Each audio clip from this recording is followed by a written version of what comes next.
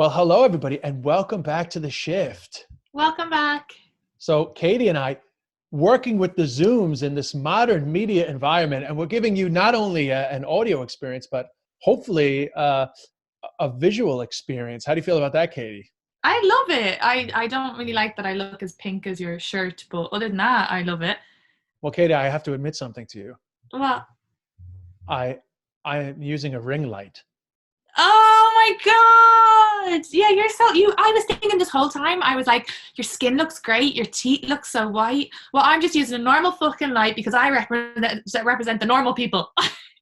Well, I apologize. I represent the poor. Well, you know what it is? I've been doing so much content Yeah. here in this crazy world of Corona that I've invested a little bit in a little bit of technology because we're stuck here with nothing to do. No, I was laughing when I saw your Instagram story of you getting the ring light, because I did see you get it, and I was like, I'm so surprised Amazon delivered a ring light in Corona times. Well, They were Katie, like, this is priority right now. yeah. Well, vanity is high up there. It's an essential service. So, Katie, would you like a ring light? I will definitely get you a ring light if you want a ring light. Okay, I want a ring light. I want to All look right. glowing. We're taking this audio visual experience to the next level. But anyway, guys, we have a fantastic episode coming up today because we have Sophie Jones, who I've gotten to know, through Joanne actually, and she's been helping me with information because she works as a sex and relationship therapist, particularly around sort of like what did she say, psychological sexual health, so psychosexual issues, so I've been banging out scenarios to her, and she's been helping out, and I've been dying to get her on the podcast. So she'll be coming up, and you guys sent us in some great questions, which we'll be posing to her. And Katie, you're quite excited because you have a lot that you want to ask her about. Yeah, I'm terrified of STDs, so this is great. I'm very excited. And of course, it's not just STDs. There's a whole range of issues that we'll be discussing. Relationships. Absolutely. Yeah, and a lot of people sort of posted in their fears and stuff. But before we go to that, Katie, just because these are crazy times, how are you holding up? It's now kind of 5-6 days since we chatted. How are you holding up?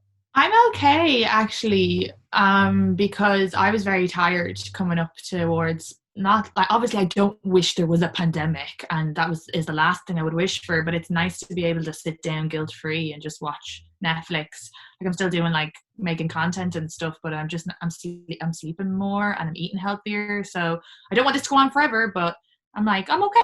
I'm doing okay. Yeah, well, listen, there's no shame in embracing what the scenario. I mean, at the end of the day, there's nothing else you can do and you're not being lazy. So if you found a way to embrace it, you shouldn't feel any shame about that, Yeah. Made my first sketch, made my roommate get in it. Oh, good for you. Yeah. I mean, I have enjoyed the ability to just sit down and sort of like, do content-y type stuff. The only problem is that it takes a lot of like yesterday I ended up like running out of time. I just like messing around with because I did a Zoom with Stephen Mullen. So then I'm like editing these videos, trying to get like a good, trying to get a good size. And next thing it was 10 p.m. I was like, how the fuck is it 10 p.m.? No, I'm the same, because I'm like editing all these videos. I did a virtual comedy show, and then I'm trying to do all the TikTok stuff. Next, it's 10 p.m. So I'm like, God, even if you have all the time in the world, you don't. I was going to say something there to you. Oh, yeah, and I'm getting all of my news. We don't have a TV, so I'm getting all my news through your Instagram stories. I'm like, oh, Trump said this. That's funny you say that, because a few people have messaged me and said, you're my news feed. I actually, That's loads great. of times I'm watching your Instagram, and then suddenly it's like, oh, I didn't realize that happened. But today I have them in good on the Insta feed. Yeah, I the only time I've watched news on the TV was when we did the podcast in your place in the Hamptons. So. Oh, that's right, because you're such a millennial that like TV is kind of foreign to you, Well, I said to my roommate, I go, oh, she goes, what do you do? And I go, I'm just reading the news. And then I went, well, I'm not. I'm scrolling on Twitter. So that's my news. Yeah, so I mean, it is a absolutely insane time, but you're holding up okay mentally and all that stuff. And yeah, so far so good. So that's good. Oh, great. Well, listen, we got a great episode coming up, and myself and Katie will be back after the app. This is Sophie Jones joining us to talk about all your questions about sex, relationships, and STDs. So you're like a sex and relationship therapist, right? I mean, how much are you allowed to give away in terms of what you do for a living? It's tricky. Like, obviously everything's confidential that like with regards to client work. I can give specific examples, I don't really want to say specifically where I work or where I'm based, just in case people are paranoid that they'll be identified in any way. Right, but you're not worried about being seen or anything like that. No. So, like, in terms of your everyday work, like, what are just generally like 3 of the main issues that come up when you're in your job? Like, what would you say are like the hot topics in terms of things that come to you? God, like at the moment, it does change like all the time. Like previously when I first started, there was a lot around like HIV, health anxiety. That used to be the number one thing. But I think with PrEP and PEP and like more kind of awareness of it, that doesn't seem to be as much of a thing anymore. But that definitely used to be the number one issue that people would come in with. All right, so you're getting people coming in with like quite serious stuff. Like very anxious about contracting HIV. That's like people who work in like psychological medicine or not even sexual health. Like that's a very, very, very, very specific thing. Like this health anxiety used to deal a lot with that. Previous sexual trauma, sexual assaults, and just generally not being happy with their sex lives and feeling they should be having more sex or better sex. This, a whole range of issues. Right. It changes. And obviously, Katie has a lot of STD anxiety, so she's very happy that you focus a lot on that. It's so common. It's so common. Katie, do you want to share your? Yeah, go ahead. As we talk, my vagina is burning right now. So I literally will phantom pains. But is that a real thing? Because sometimes I'll do that and then I'll find out that I don't have an STD, but it's just like I've managed to create a pain in my head. Like I can feel my vagina burning. It's psychosomatic. Of course you can. Like the brain is a powerful thing. Like that happens all the time for people. That's super common. It's awful. Yeah. Burning and itching and I'm fucking itchy. I have a fucking itchy vag now. That's not right. I'm triggering you. I started to kind of keep asking my roommate. I'm like, "Have you ever had an itchy vag? I think I have an STD." And she's like, "You're fine. You're fine. It's just in your head." Yeah. Well, Katie gets an itchy vag the minute you mention an STD. So actually, just to start, just to warm us up, because I know Katie is dying to know. Sophie, you were telling me that actually you're involved in a group that does some work with Ireland, and you were quite alarmed by the number of the rise in STDs and the rise in HIV rates. Yeah. So HSE a couple of months ago literally put out a tender to say they wanted a company, not necessarily in Ireland, like outside, to run like an online postal testing service in Ireland, because I think there's lack of access and the rates of STIs are just roof and higher and higher and higher and higher. So they are paying for like a 1-year trial for a company to come in to deliver home testing to people in Ireland and to then kind of assess whether people like that, if it's beneficial, if people actually take up that offer. Because they do it in London, they do it in lots of other parts of the UK, and it is really popular, and I think that would be great for Ireland. Like that's definitely happening. Have they talked to you? Have they mentioned to you about what they think is going on in terms of why you're getting this huge increase? Is there something specific to Ireland, or is this across Europe, these types of increases? It seems quite specific to Ireland, to be honest, and I think that's why they're going to pay for this like 1-year trial to really like study and analyze like hot spots, like heat mapping, like literally what is going on, because like the HIV diagnoses are high. It's really high. Yeah, I mean so go ahead, Katie. Well, I was just going to ask, like, even with HIV, is it contracted even if the person doesn't come inside you? Can it be just from, like, I have no idea how you contract it. This is a very stupid question. It's not stupid. And like, HIV, if you're having condomless sex, there's always going to be a risk, regardless if someone ejaculates or not. There's always going to be pre-cum. There's always a risk. So I'm just, but, you know, how I kind of see it and how I would like people to see it is like a 3-monthly health check, like the same as you would go to a dentist, like regardless of who you're having sex with, regardless of whether you're using condoms or not, just get yourself tested every 3 months. And if you can get a kit sent to your home, you know, it's going to be discreet, it's going to be in a white envelope, there's going to be nothing there to kind of identify what it is.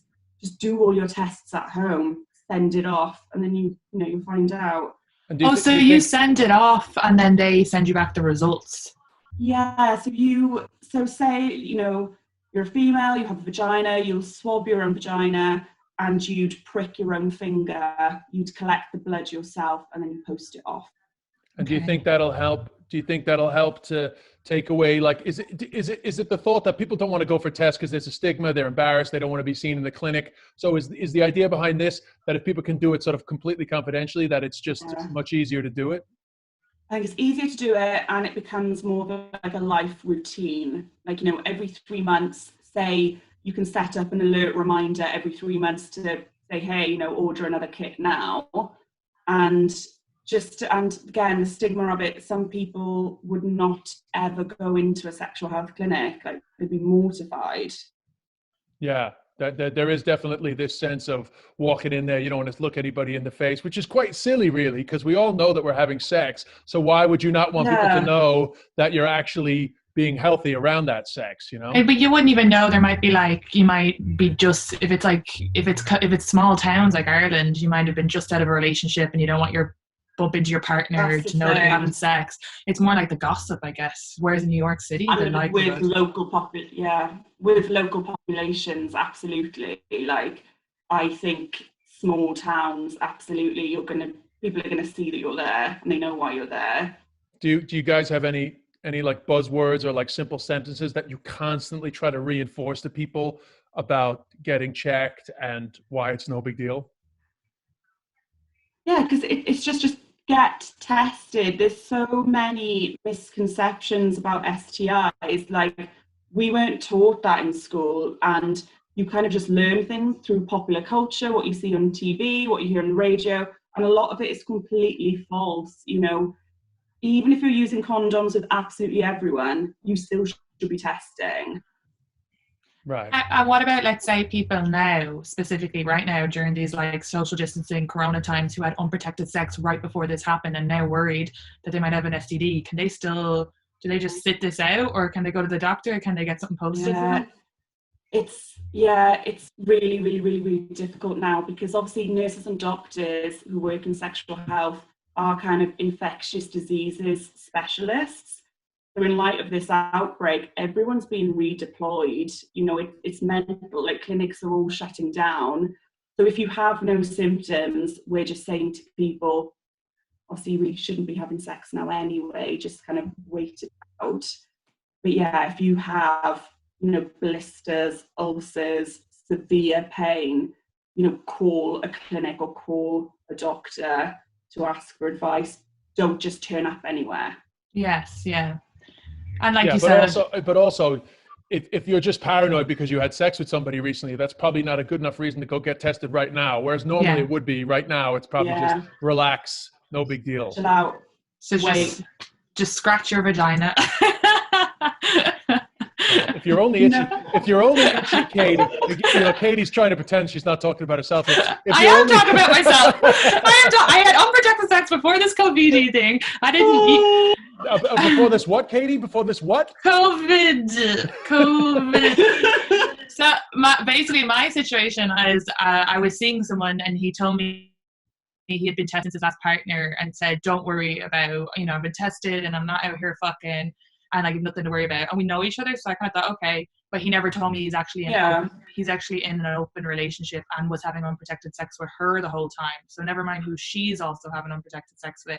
So I kind of got myself stupidly, like I should have just insisted on protection, but this all just happened right before. So now I have like phantom pains, and I'm sure it's just in my head, but it's scary. And then as well, it's the whole thing of when you decide to have unprotected sex with someone, you're trusting them.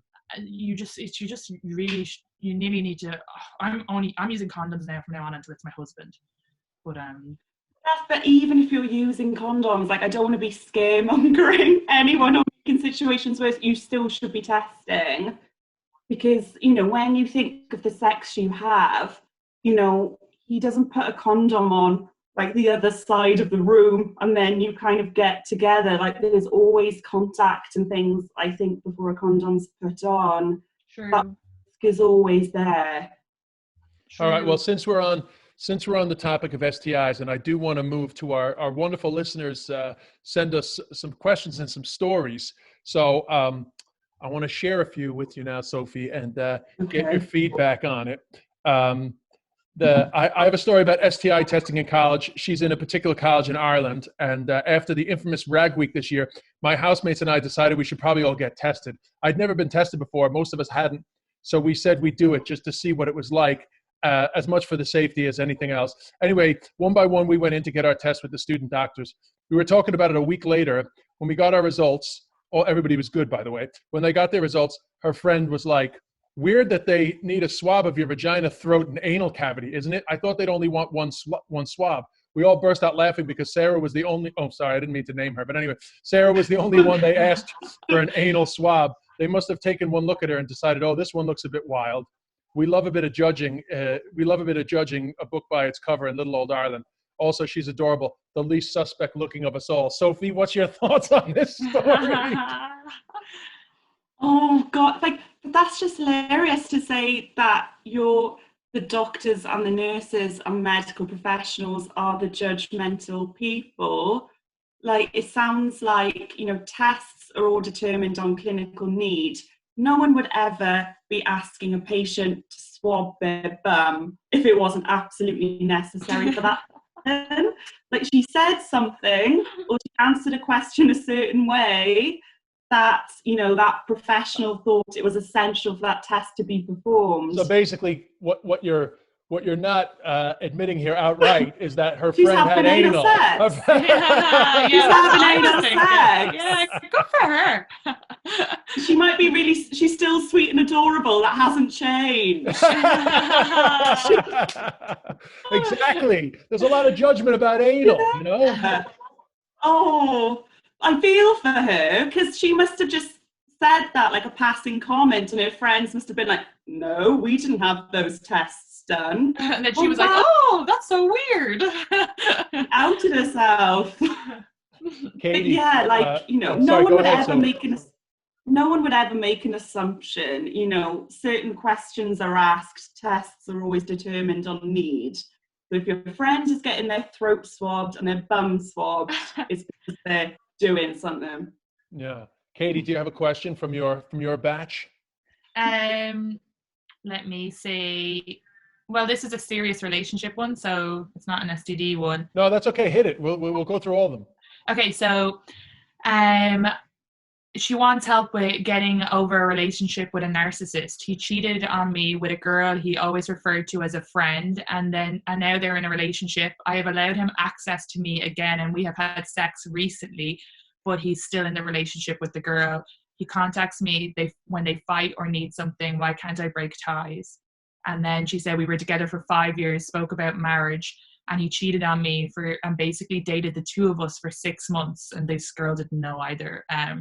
But she forgave him, and then for 2 months he blocked her, had no contact or no explanation, and then she got a call requesting bail of €300 for court for breaking a barring order on his son's mom. Imagine no contact. Katie, come on, this is so obvious. Get the fuck away from this guy. I know. Imagine no contact, and then called his girlfriend on the speaker saying he only asked for money because he said that this girl who's messaged us, owed him money, but she didn't. He owes her 3,000 plus. What the hell? That's don't worry about it. It's too crazy. That's like, it's too many life situations in one. Like, fucking hell. But I think there's lots of women as well who like you know, kind of just like let all these things slide, and then you're out of it going, what the fuck? I just told her, my advice is just block them and give yourself time or whatever. Yeah. But, yeah, I mean, there's no, I mean, that's fucking insane, you know? You don't need to have a fucking degree in sex and relationship therapy to fucking, honestly.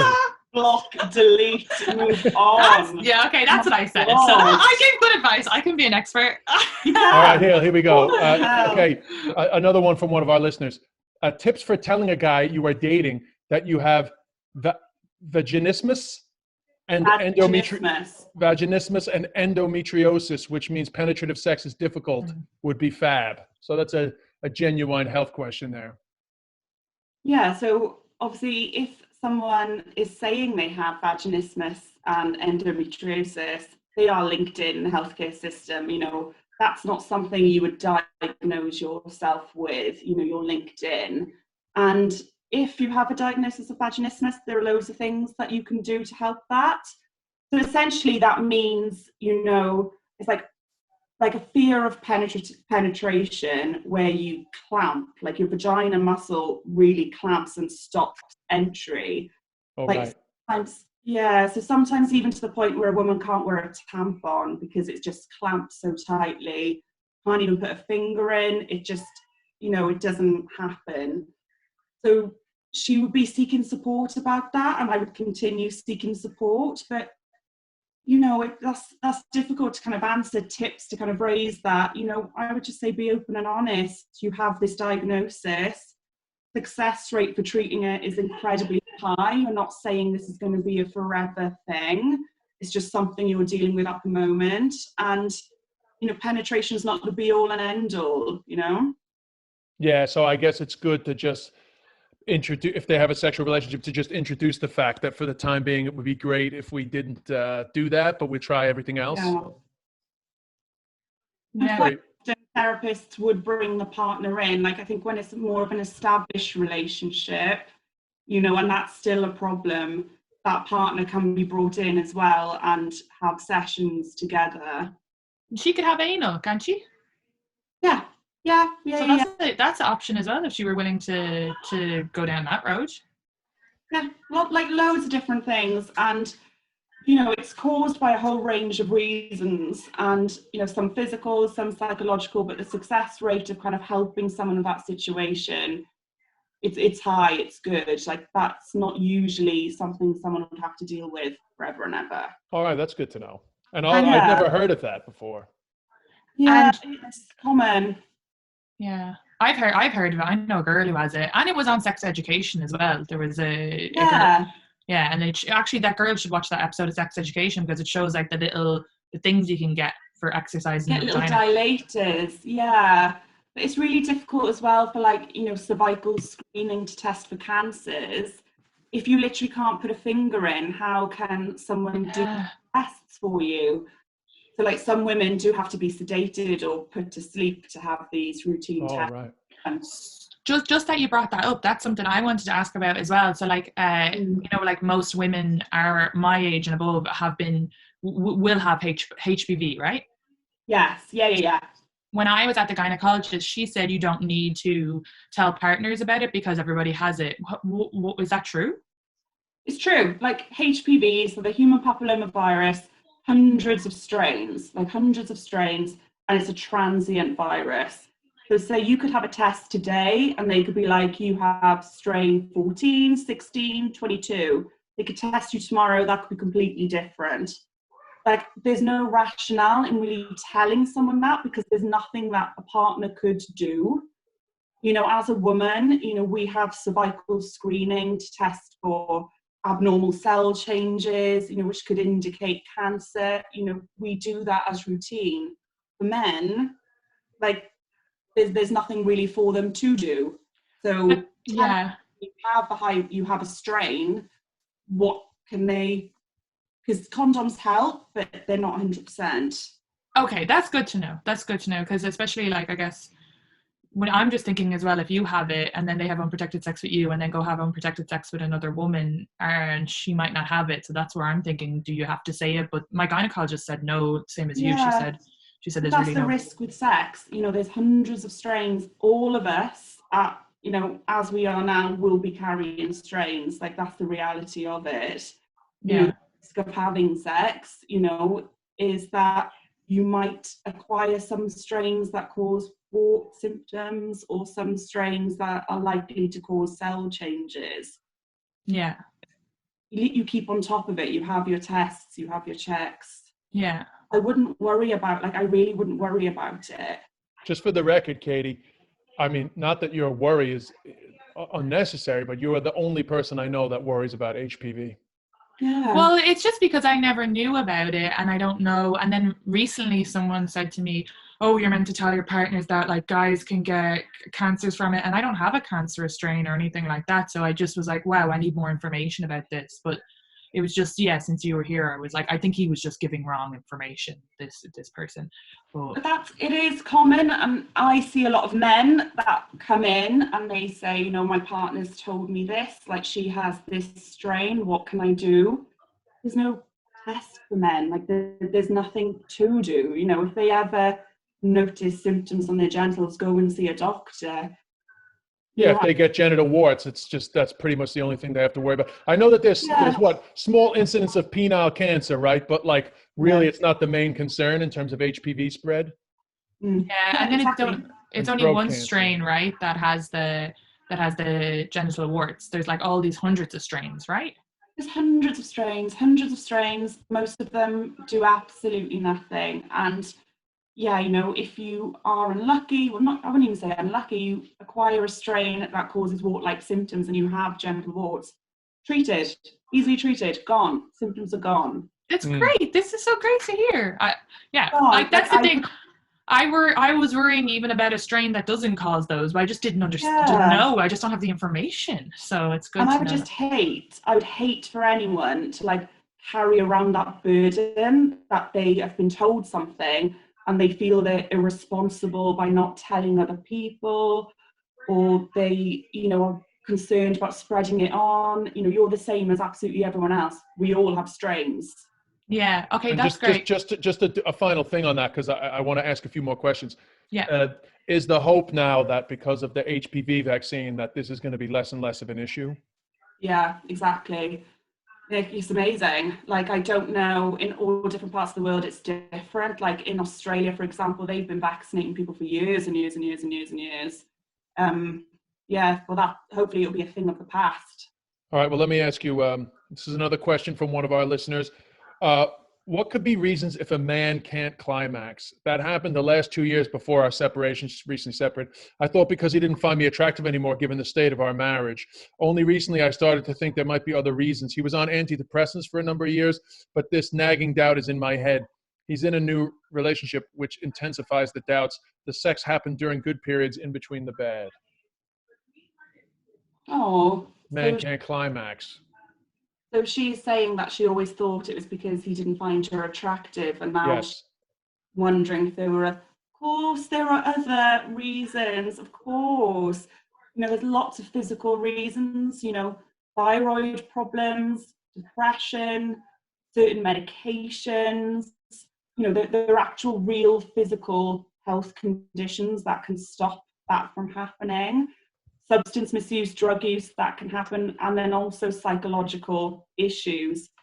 It's actually quite, I wouldn't say it's because he found her unattractive. That would be like the bottom of the list of all the potential reasons why that was happening.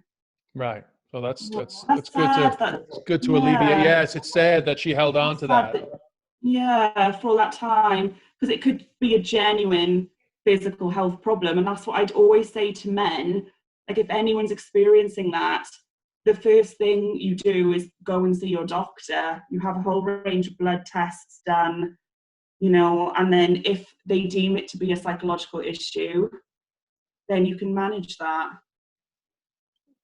Sorry, I got distracted. Katie, do you have any more? I was going through my questions. Well, I put up on Instagram just like, you know, so they could put in the little short questions, but a lot of people asked about when is a good time, like, or like how to insist on condoms, because we've all been there where you kind of just, you get talked out of it, like how, or the conversation of just being like, because a lot of people try to talk you out of using condoms, like how to be very strict and stick to your guns with still being like sexy. So a lot of condom questions. Yeah, and like negotiating condom use can be an absolute nightmare. Like we all know, like it can be an absolute nightmare. And, you know, I'm not saying that people that don't use condoms are bad, because it's all a personal choice, and it's just about communicating about what you're comfortable with, and they can take it or leave it. You know, when we say sex, it's like you have to kind of define what sex means to you. So like sex for you could be, you know, we use condoms. That's like, if I'm agreeing to have sex with you, this is what it is. They can take it or leave it. Yeah, but I guess it's hard to navigate through your own insecurities and your own sense that you don't want to disappoint this guy, or I guess it's hard to sometimes for people who don't have the same level of confidence or even awareness that you have to be strong. And as well, it wasn't just women writing this, it was guys as well, because a guy wrote saying, is it okay to ask for her STD check, like her piece of paper, which I think we should be allowed to be like, yeah, but it's irrelevant anyway, because unless it was last week, you have no idea. It's so true. It's really tough. Yeah, and quite a lot of like services now, you have like an app on your phone, so your results are there, and you can share it to partners like via WhatsApp and things like that. So people do that. I don't think people walk around with a little certificate anymore. Clean. Yeah, I'm fine. All right, so I'm burning, but that's in my head. Yeah. So I have a question here, which I know from talking to you, Sophie, is something that comes up a lot in your work. This woman's been with her partner for 4 years. Just before I met him, his parents died within 6 months of each other. Our sex life was great at the start, and after about 6 months, it became less often and regular. I put it down to one incident. He couldn't get an erection, and since then, it's affected his confidence, and he's afraid to talk about it. When I try to talk to him, he clams up and gets angry and defensive. He's a proud Irish man. He's 47. She got a testosterone check for him. So I had to go to the next picture, and it was fine. So before his parents died, he played football. Whatever. And she's given a lot of backstory, but basically, I know that comes up a lot in terms of men not getting erections, whether it's a man's concerns or a partner's concerns. Yeah, and that's one of the most common things that you see in psychosexual medicine and therapy. And it's difficult if one partner is wanting to engage in that process and wants change, and the other one is a bit resistant or a bit shy about it, would rather just, kind of ignore that that's happening. What I would say to her is that if, she wants help in this department, for her to kind of seek support herself and then kind of go to sessions, even though it's not her problem per se, and maybe that would encourage him to kind of be a bit more open about what's going on. Because it is really difficult if a man, is kind of not wanting to engage with that. What can she actually do to help? Yeah, and it's a toughie too when you just think like, God. Nowadays you wish that you could just kind of give him a little shake and be like, go get some Viagra and have a good time. Yeah, just go. Yeah, try it out. Yeah, like why not just try it out? It's like a very simple fix for your situation. You take a Viagra. It's not an admission of weakness. It's just like you've gotten older, your blood flow, whatever. It's no big deal. Yeah, exactly. And same as the previous kind of question, it could be a whole range of issues. It could be it could be something so simple that's so easily rectified. And again, the success rate is super high. So it's just about encouraging that this doesn't make them less of a man in any way. It's a health issue. Yeah, Katie, do you have another one? We'll ask two more and then we'll let you go, because we really have taken up a lot of your time. This is a COVID. What the fuck is wrong with me? COVID. I said it right. Okay, COVID. No, this is 2 episodes of this, Sophie, just in case you're wondering why Katie's making a big deal of it. This is a corona question. No, so in isolation and haven't seen my man for 10 days. My son has asthma, so I need to be extra careful. When can we go back, or how can we go back to normal when this passes? So I guess she's just worried after all the isolation, stressed out, worried will they go back? And we already did an ep about keeping up like sexting and stuff, so I'm sure she'll do that. But she definitely wanted it. Aren't we all? I think we are all facing like a time where we're not having sex. And we don't know how long this is going to go on for. It's so unprecedented. I've never known anything like it. As you say, sexting, video calls, you know, talking about past times that you've had together and kind of reminiscing about that, and like, you know, the anticipation that, you know, you will be together soon, like that's going to happen. But it's just bizarre times for everyone. I think we're all in the same boat, really. Yeah. Yeah, I mean, I do think that it's worth the effort to try a little bit of sexting and You a have little bit of expressing your passion through words or through your voice, just to remind people that the desire is there. You know. Well, I have Yeah. Oh, sorry, you would say, go ahead. Oh, sorry. I say to people who are always, if they're shy about initiating that and they don't know what to say, if they find it really cringe and embarrassing, it's like that sexual nostalgia. Just go back, like tell your partner something that you really enjoyed that happened just before you were separated. Just kind of tell them, oh, could you remember that night? That was great. And start it like that. Yes, yeah, absolutely. Especially when it's your partner. Yeah. Like, I think people feel pressure that they have to make up this kind of really sexy narrative. Just say, you know, that wasn't that great when that happened last week. Yeah. Well, that's great. That's great advice. Yeah. Well, we had one listener who said that has been a huge help for him. He said he listened to last week's episode, but just for this girl as well, he said we can say his name, Johnny.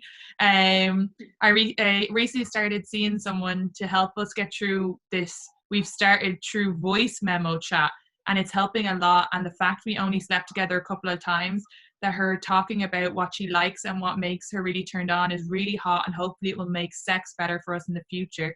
And the sexting, which I haven't been that used to, is a lot hotter than I imagined. So there you go. There you go. Guys, take it from Johnny. That's good feedback. Okay, let me get one more question in before we let you go, Sophie. Because I know it's later for you guys than it is for me, and this is the clocks go back tonight.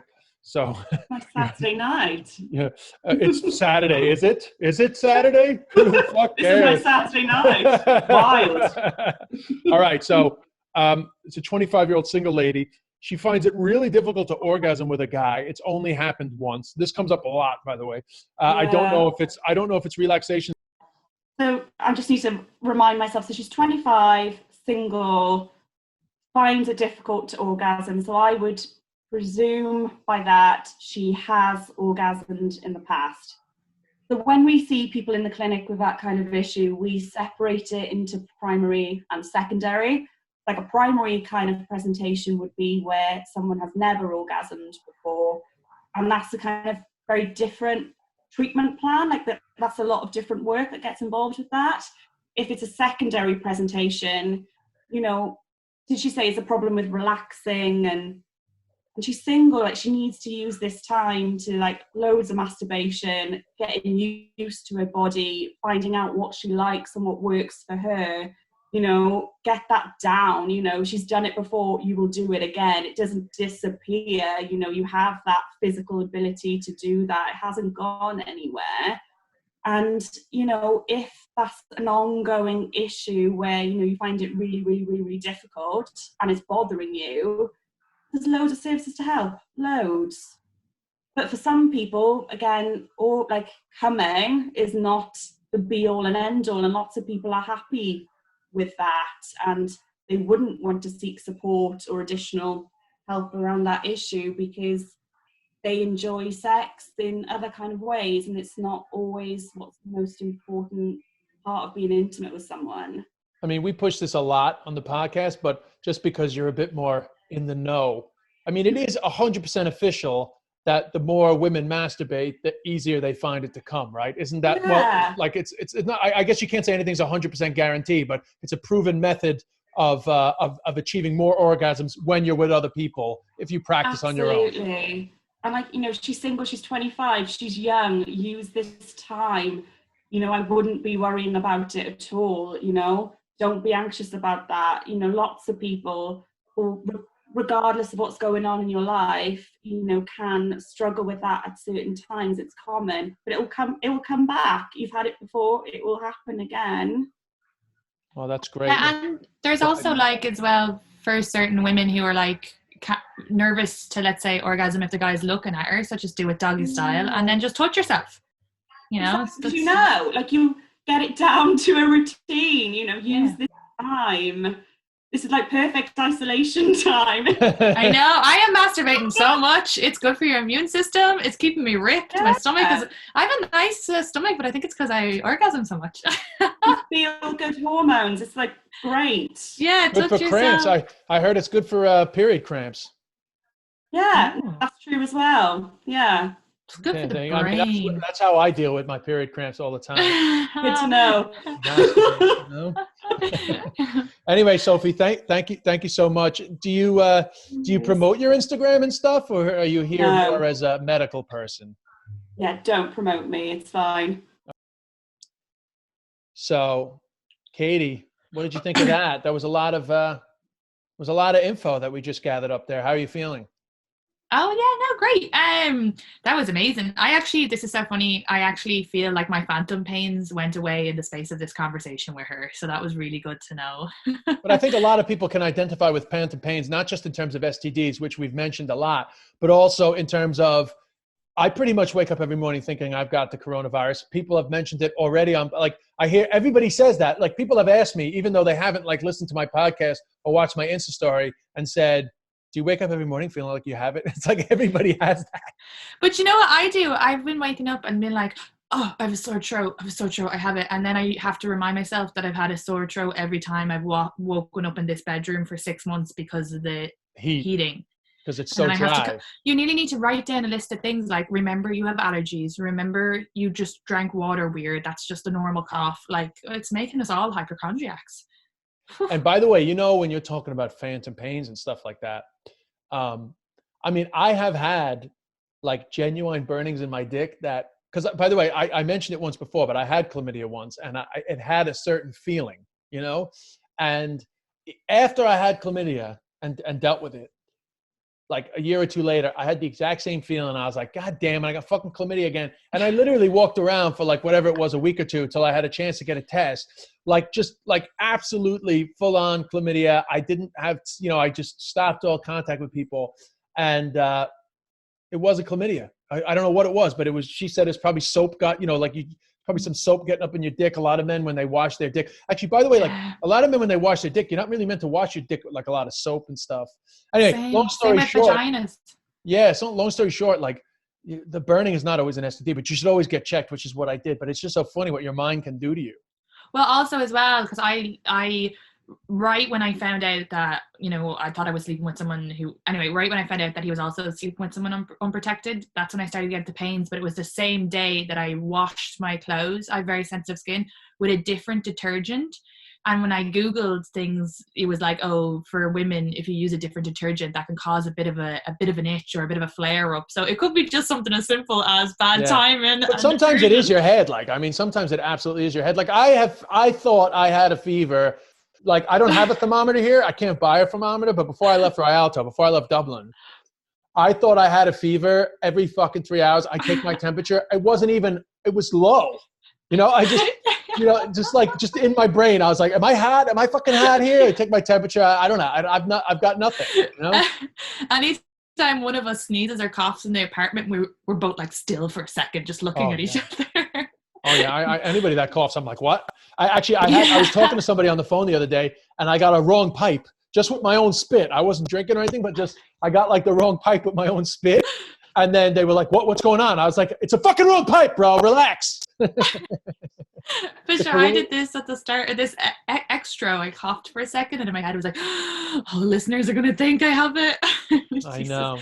We're going to need STD checks and COVID checks after this. STD check. You know, on TikTok, they do that, like, hot mom check. It's like, STD check. And the COVID check as well. You're going to need 2 sheets of paper going around going, I'm clear from both. I was actually quite shocked how many people enjoyed the comedy around you not being able to pronounce COVID. I like we do a lot of funny stuff, but for some reason I got way more messages about fucking COVID. I I got so many messages being like, please don't learn how to pronounce it. And I was like, it's not, I can't even, it's my brain. There's something wrong with my brain. But also, you know what I was thinking? So there's a huge thing, uprise on Hinge dating over here because of obviously people can't see each other, like online dating. Yes. And some guy took my number and he messaged me and was like, what are you doing tonight? Do you want me to make you dinner? And I was like, dude, do you not know there's like a pandemic going on? And he was like, wow, you're taking it really seriously. And I like sent him a picture. I know, isn't that crazy? And I was like, seriously, there's coronavirus. What is wrong with you? Stay inside. It's not mental. God, you're taking it seriously? It's like, dude, I find first dates to be like quite tedious as it is, as if I'm going to risk infecting myself with coronavirus to have like a half-assed fucking, not to mention that's like this guy trying to get a one-night stand out of making you dinner. Right, cook you dinner. Fuck off. Get the fuck out of here. Oh, Anyway, and I invite, I invite, just, you know, because people are like, how do you keep up the Hinge stuff? But I did invite a Hinge date to the virtual comedy show we did, and he watched it and he was messaging me about it and he had a great time because he had nothing to do on a Friday night and it was lovely. So anyway. So, well, you did that last night? Yeah, it was actually fun. I didn't do my stand-up. I took a dirty book and I read from it, like as if I was like reading a serious book. And then I did like a character where I was like, you know, I did like stuff I would never do on stage, and then I just told a story. So I was like actually happy. It's vlogging. It's vlogging, and you should explore that more, because I always wonder why you don't do more like talking into your phone on Instagram and stuff like that. Like, I think you should explore that more. Yeah, no, I'm excited. It gave me loads of ideas. So actually, yeah, I'm going to use this time as productive as possible to do more, you know, stuff like that. All right, well, let's hit the road. Don't forget, at Katie Boyle Comic. I'm at Des Bishop. Any final words, Katie? No, just keep, you know, supporting us. Especially right now, I'm on TikTok. One of my videos did really well on TikTok, so that was good. You got on the For You page. What did you do? What did you get numbers wise? Nearly 1 million, 900,000 views or something. You got 900,000? Yeah, on one of my clips. Over 900,000. Yeah. Well, that's exceptional. Yeah, I know, but the rest of them didn't get that. The rest just got like 50 to 1,000 to a 50. It didn't get like, one other one got 50,000. I know, but 1 million? Yeah. How many followers do you have? Only 10,000. It was my first clip that went up. It just like, it was like my third clip. It just went viral. So it got 955.7K. So 955,000. 955.7K. Yeah, that's 955,000. That's amazing. So what's that, like million? Yeah, So I got 10,000 followers from it. So that's amazing. But that's what happens when you get on the American For You page, man. It's humongous. I noticed that like the American For You page is just insane. What's For You? So when you go on your TikTok, we are still recording. Fuck it. We might as well. For people that don't use TikTok, when you go on your TikTok and you start flicking up on the videos, one side is the For You page and one side is the people that you're following. But when you go on the For You page, it's just random stuff that comes up. Oh, yeah. So I got on that because apparently what happens is all of your videos, they show to 100 people. And if the 100 people like it, it will show to another 100. It will show to, so there's always a chance. Nobody knows the system. But the reality is that sometimes you get on the For You page and sometimes you don't. That's how it works, you know? Yeah, I've only had it for 2 weeks, but my brothers and sisters were just like, put something out every day. I was like, okay. No, but Katie, I mean, the fact that clip did 1 million on the For You page is huge. Like, that's a huge jump to get to 10,000 like that. That's not, that's not the normal experience all the time. Okay, good. Cause well done. Congratulations. Thanks. I need this. I date shitty men. All right. Well, let's go. We'll chat to everybody. We'll chat to everybody soon. Don't forget, 5 stars on iTunes, subscribe, take all the pictures, leave a comment, flick all the way down past all the episodes if you're on iTunes and leave a comment. And please. You have the time now. Yeah, and loads of feedback on Instagram. Hit those DMs and we'll chat to you next week. Watch my sketch.